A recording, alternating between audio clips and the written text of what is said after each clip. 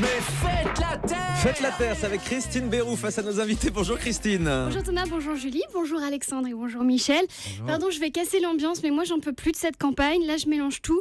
Hier, mon copain n'a pas voulu vider le lave-vaisselle. Je lui ai dit qu'il venait de perdre 2 points dans les sondages. Il m'a répondu que c'était pas grave vu qu'il postulait pas pour un autre quinquennat.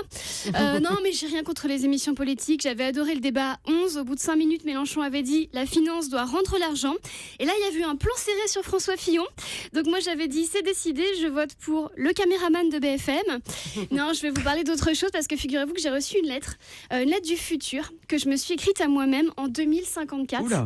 Et je vais vous la lire. Allons-y. Chère Christine de 2017, ici Christine du futur, je t'écris de l'année 2054 où je mène une vie simple et apaisée dans un abri antinucléaire. La capitale s'est beaucoup agrandie, j'habite dans le 98e arrondissement de Paris, à 5 km de Strasbourg.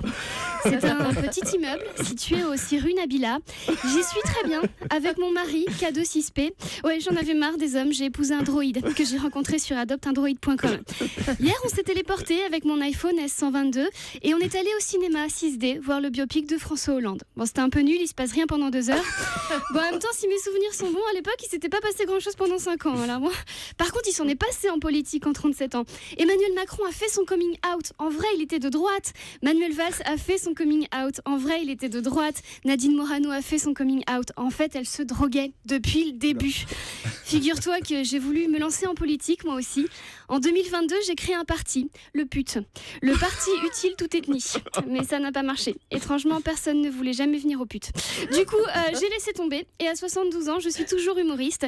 Je travaille toujours pour Thomas Joubert, enfin son hologramme, parce qu'en fait, il nous a quittés l'année dernière. Je travaille aussi pour Anne Romanoff, enfin son hologramme, parce qu'elle aussi, elle nous a quittés. Et je travaille aussi avec Michel Drucker. Le vrai Michel Drucker.